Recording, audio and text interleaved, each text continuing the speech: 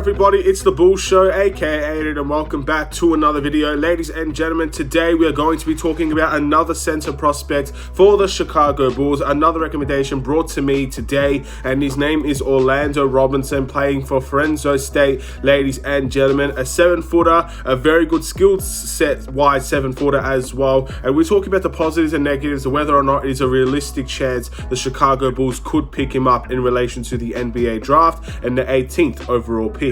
But before we get started, please like and subscribe to the Bull Show, turn notifications on, and let me know in the comments below your thoughts about the Chicago Bulls potentially picking up Orlando Robinson with the 18th overall pick. Is this something that you would like to see happen? Is this something that you won't see happening overall? Just your overall thoughts and opinions on the certain situation, ladies and gentlemen. So as I mentioned before, played out of Fresno State, is a 7-footer, a relatively slim 7-footer, and funnily enough, when I actually watched him play, the highlights that I saw, I guess the scouting report type of situation, the guy's 7 foot. I personally don't even think he's 7 foot. He doesn't necessarily look 7 foot, but I guess you could put that down to obviously the skill set that he has. He does have a very good ability on terms of the offensive end to maybe look smaller than he is, in all honesty, just based on how he's able to move on the court. I feel like he's a very good mover on the floor, and I feel like he certainly knows what he's doing when he is playing the offensive end for Fresno State. So let's continue talking about him. 36 games played, ladies and gentlemen. He averaged 19.4 points, 8.4 rebounds, 2.9 assists, shooting 48.4% from the field, 35.2% from the 3-point line. Very, very interesting, ladies and gentlemen, for a center. So look, we have a foundation now. We've talked a lot about centers in terms of, I guess, multiple centers in the NBA draft. We now have a foundation of comparing him to other centers. So I'll take one bad thing out of the way.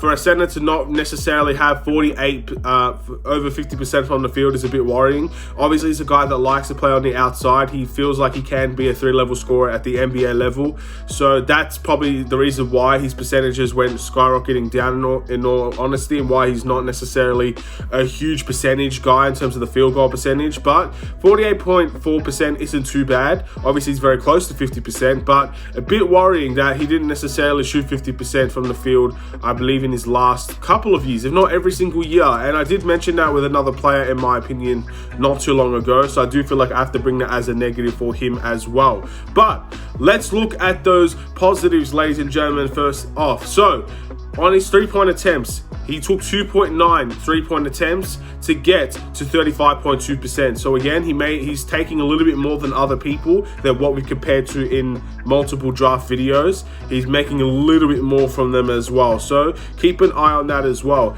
The person that recommended him to me actually kind of linked him towards Karl Anthony Towns, and I can kind of see that out of him. Again, he has a very nice offensive repertoire. He has a very nice offensive skill set. He potentially could be a 3-level scorer. He's a guy that has very nice spin moves. If you watch him, his spin moves are fantastic, and it's definitely part of his game that I feel like could potentially be hard to guard at the NBA level. He can spin into a dunk. He can spin into a post fadeaway. He's done fantastically well over the course of time with his ability to use his spin moves effectively for a 7-footer. Just remember, this guy's a 7-footer.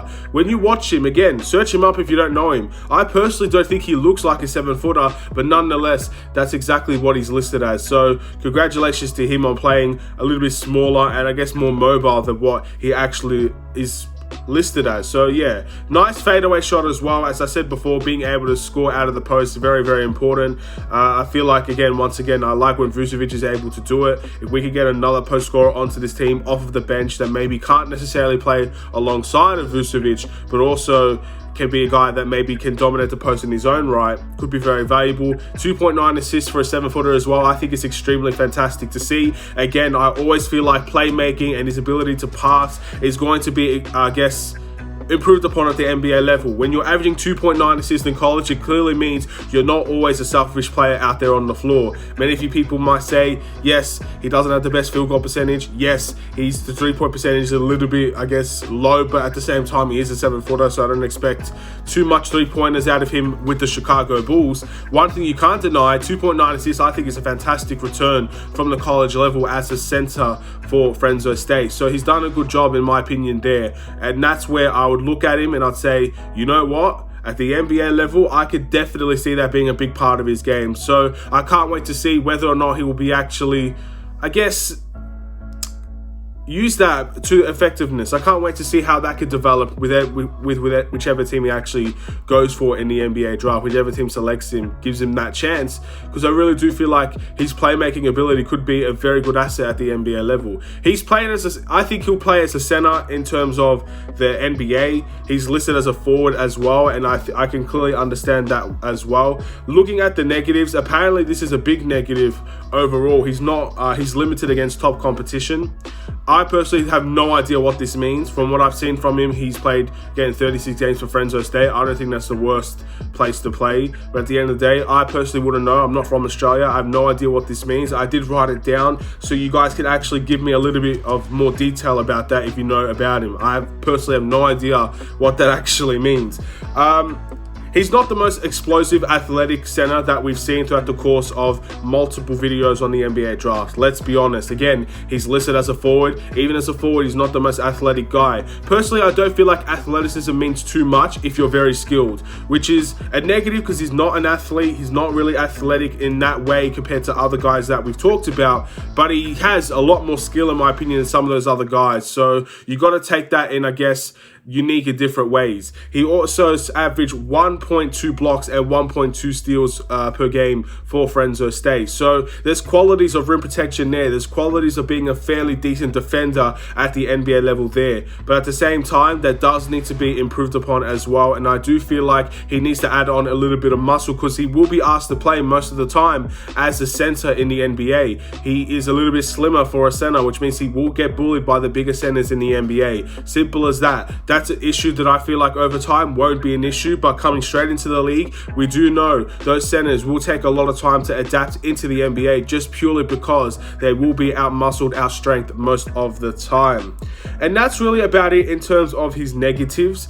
At the end of the day, at least that's from what I can see. So overall, with the 18th overall pick, do the Chicago Bulls select Orlando Robinson? In my opinion, he's a need player. He's not necessarily a player that I think is the best suited or the best available at the 18th overall pick compared to a lot of the guys that we've been talking about. Even some of the second round guys, in my opinion, do have, I think, a decent amount of potential. And I think Orlando Robinson is projected to go in the late first round. So he's not even projected to go in the 18th overall pick in my eyes personally, but he's projected to go in the first round. So if they take a chance on him, that's fine. I don't personally have an issue with Orlando Robinson. But again, looking at the other centers that we've been looking at, not personally my first choice. I think my first choice is still probably the first center that I talked about in Mark Williams. I know he's a little bit limited offensively, but his ability to switch will be very important. His rim protection was by far one of the best in college basketball. So I'd personally look at him, but obviously, again, he's a forward. He could potentially be a player we could take a chance on. But again, I just think looking at looking at a lot of the guys that I looked at already, I personally don't think he's the best available with the 18th overall pick. But I could personally and most definitely be wrong. Skill players are very important in my opinion, because there's always potential to improve on the defensive end. There's always potential to, I guess, work on your game to make yourself a much more impactful player as a two-way player. So guys like Nikola Jovic that I talked about recently, his offensive potential, you have to I guess look at it as he might not be great defensively now, but his offensive capabilities could skyrocket at the NBA level, and it most certainly can. I feel like Orlando Robinson is another player where, yes, he's not the best in terms of the defensive end. He may not be the best. He's technically an all-defensive player, so I could be wrong about that as well. But his defense might not be the best and might not resonate at the NBA level. He's going to have to play and adjust to a different position at the NBA level, most likely being a 7-footer now. So he might not be the best of the best option, but if you give him enough development time, if you give him enough, I guess, space to shoot his shot, to be a good viable offensive threat, a 3-level scorer, and then obviously over time that defense develops, I think he could be a very, very good player for the Chicago Bulls. Potentially could end up being a starter if everything goes well. But obviously, I don't think he's going to fall to the 18th overall pick. I don't see us getting another first-round pick in the NBA draft, in all honesty, especially around the pick that he's projected to go. I heard a lot of mock drafts. I've seen a couple of mock drafts where he's projected to go around the 28th pick. So I personally don't see him going to the Chicago Bulls in all honesty, but for the guy that recommended him, I gotta say, I do like him in all honesty. I don't necessarily see him as the worst option that I've talked about. I think there's very good potential in him as well, but I say that about everybody, do I? So yeah, I think the Chicago Bulls will look in a different direction than Orlando Robinson, but if we don't and we pick him, I won't be upset. I won't be angry at it. I might be a little bit confused, but at the same time, there's always going to be an element of potential, and I trust AK more than I trust most of the videos that I make. If AK says, this guy's the best available you'll see in the future, then I'll be saying, I can't wait to see the future, in all honesty. So yeah, keep my word as, I guess, take it into consideration, but don't make it gospel. My word is definitely not gospel in any of these videos. So thank you for watching. Please like and subscribe if you're new. I'll see you in another Chicago Bulls video, ladies and gentlemen. More draft prospects will be coming out tomorrow. Have a wonderful and safe day. Stay safe, stay healthy, stay tuned for more. Take care and